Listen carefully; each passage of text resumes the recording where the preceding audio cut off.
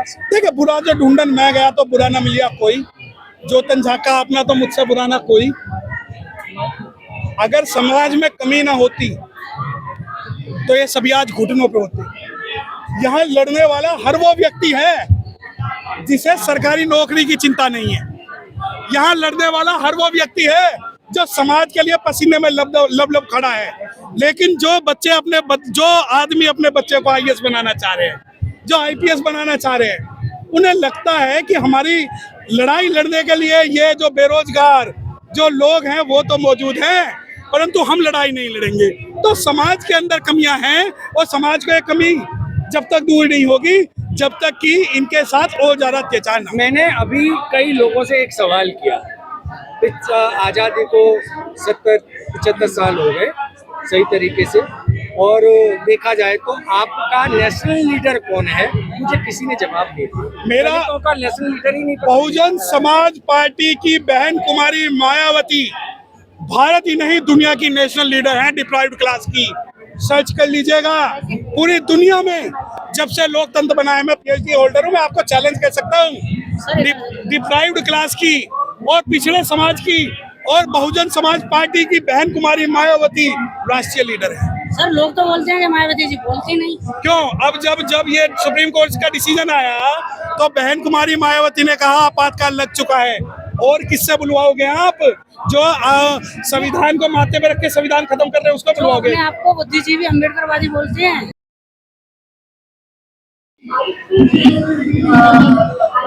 नमस्कार, आप सभी का स्वागत है हमारे चैनल में जिसका नाम है डॉक्टर मीडिया। और आप देख रहे हैं यहाँ पर जंतर मंतर पे इस वक्त काफी भारी संख्या में लोग आए हुए हैं। यहाँ पर देख सकते हैं एक आंदोलन हो रहा है।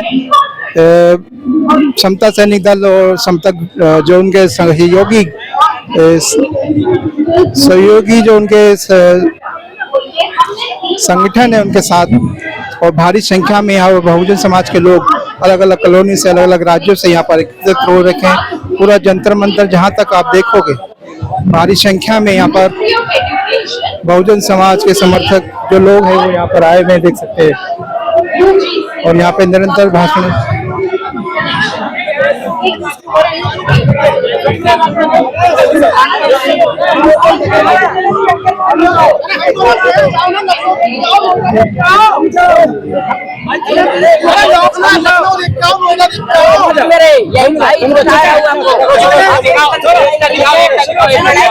आपने कैडर की कमी है, कैडर लेके आओ पहले।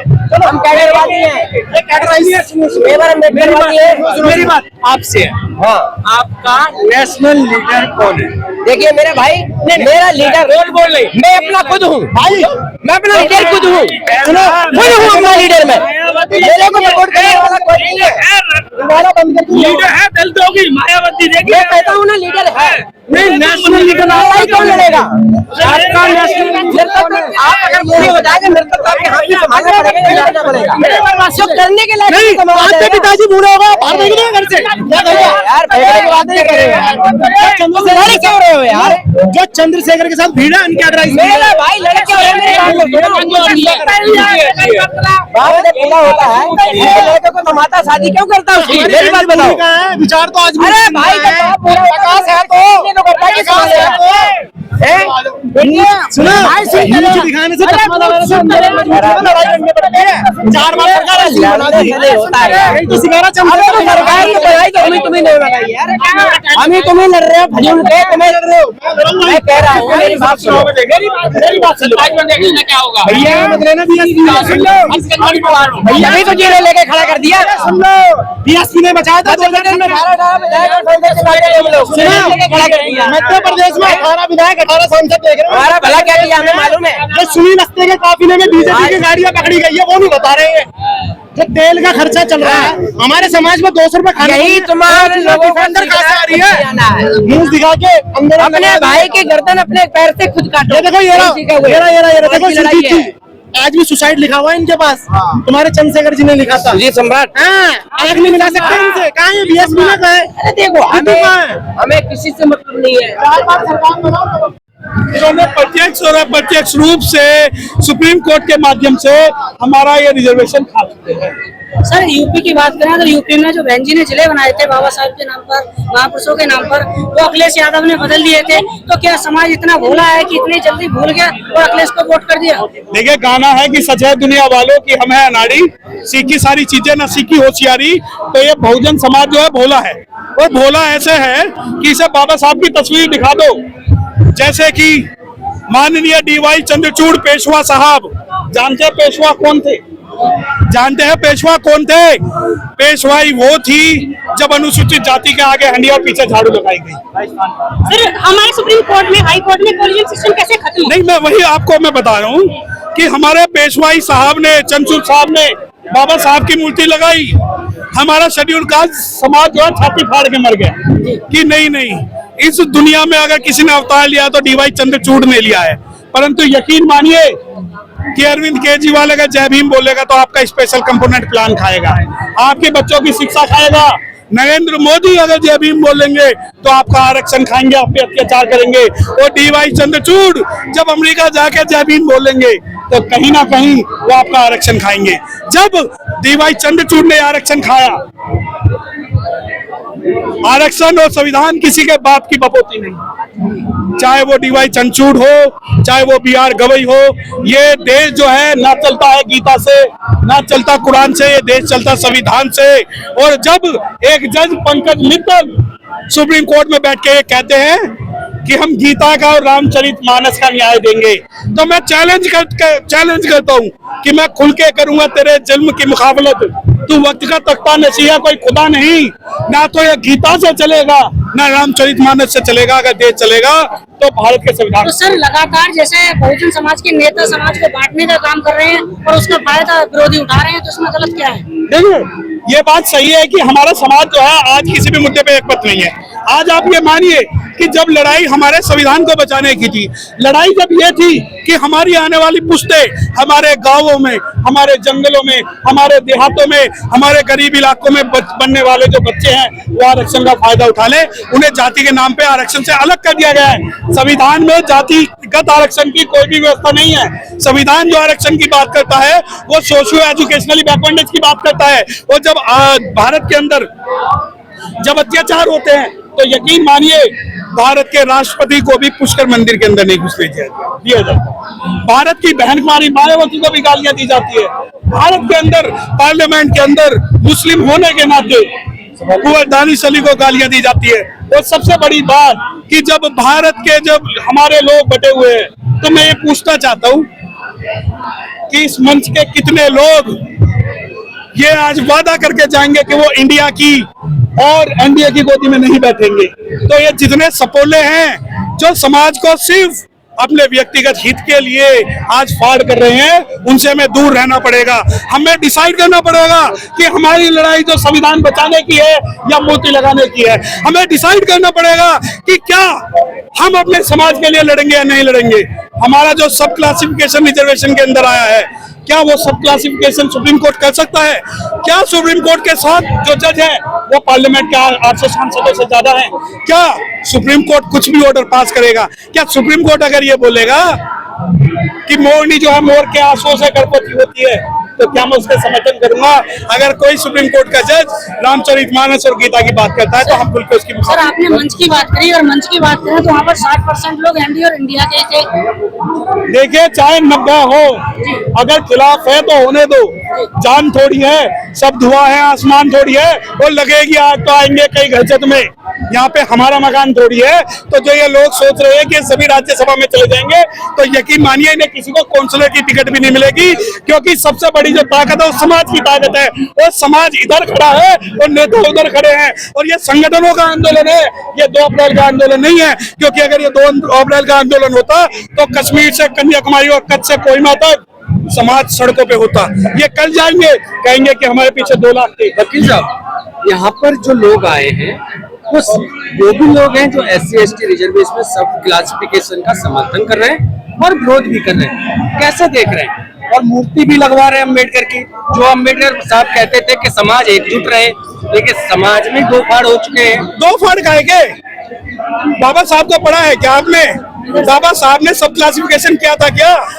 क्या कॉन्स्टिट्यूट असेंबली में सब क्लासिफिकेशन का मुद्दा नहीं उठा था क्या पार्लियामेंट आज मूक अक्षर बन के रह गई है क्या हम और तुम इतने गिरे हुए हैं कि अपने समाज के अधिकारों की लड़ाई ना लड़ पड़े? क्या सब classification is the essential part of constitution of India? Whether the 7 जजेस of the supreme court can change entire constitution कल को।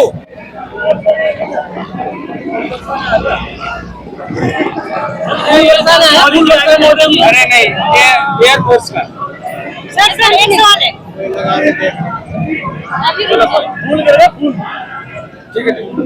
मुझे एक बात बताएं आप, अगर कल सुप्रीम कोर्ट भारत के अंदर मनुस्मृति लागू कर दे और ये कहे कि जितने भी ढोल गवार शूद्र पशुनारी है सब पारण के अधिकारी, तो क्या ये मंच वाले और आप आगे हंडिया और पीछे झाड़ू लेके चलोगे?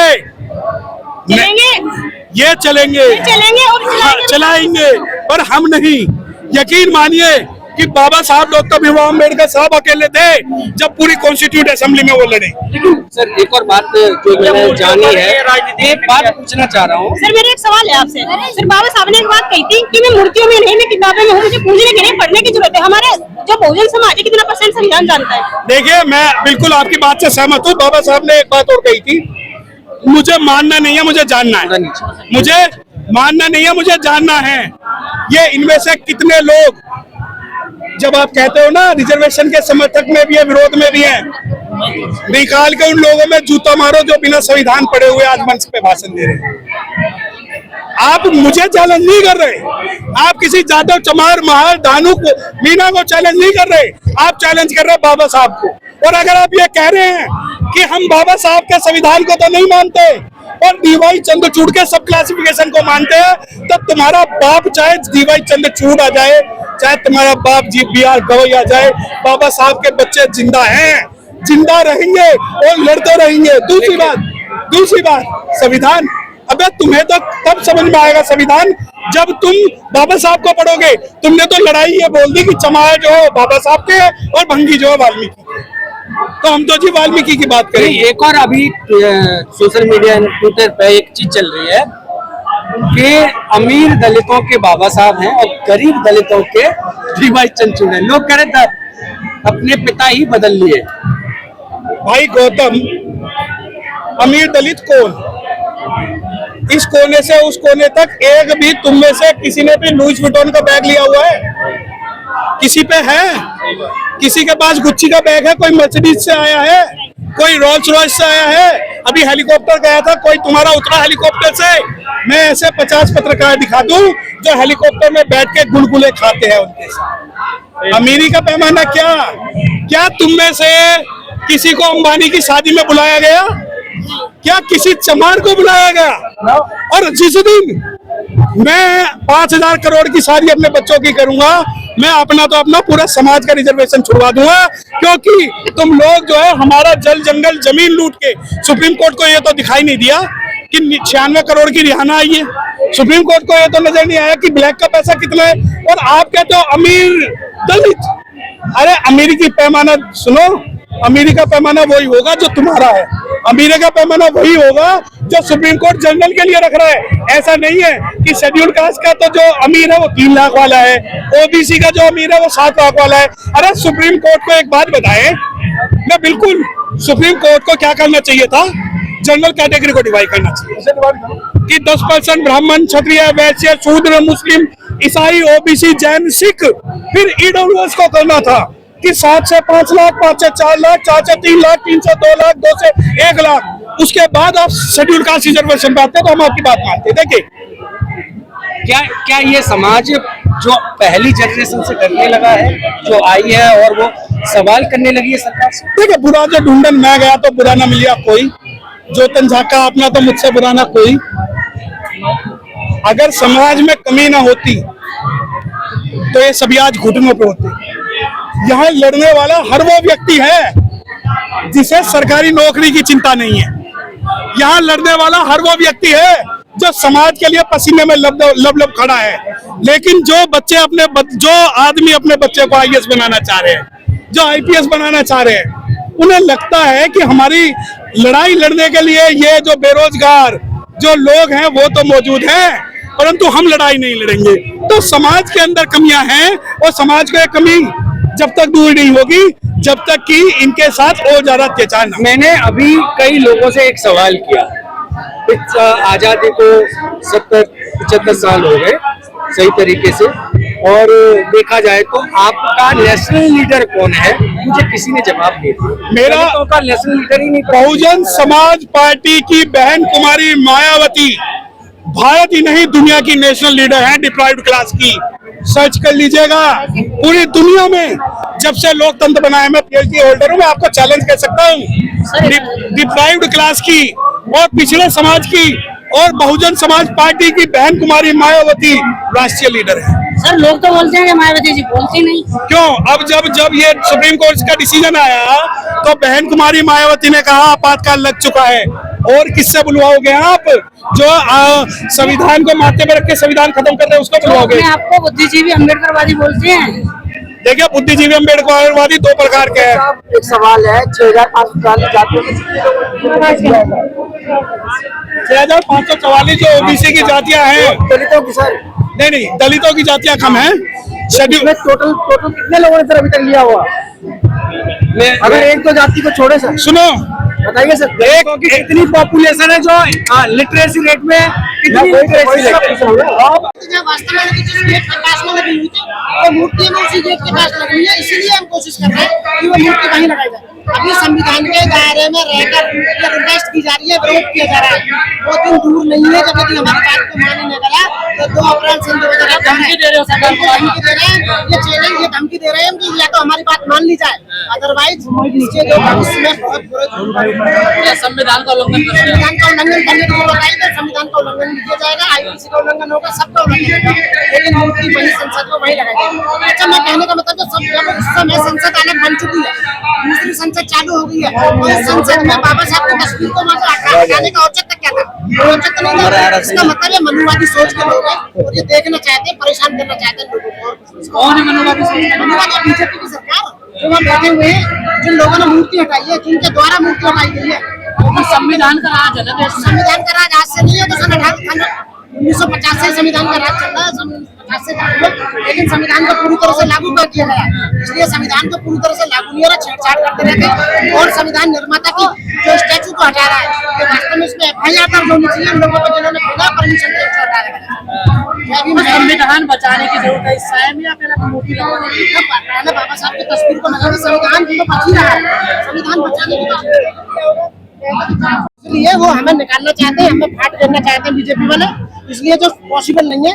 आने वाले समय में सब कुछ सही होगा। इस फैसले के पीछे भी बीजेपी है। बिल्कुल, जय भीम जय भारत का मैं बता सकता हूं। 21 तारीख को आप समर्थन करते हैं? बिल्कुल समर्थन करते हैं। पूरे देश के वकील यहाँ समर्थन करेंगे, आएंगे यहाँ और विरोध करेंगे और बाबा साहब की तस्वीर को वहीं लगा के रहेंगे।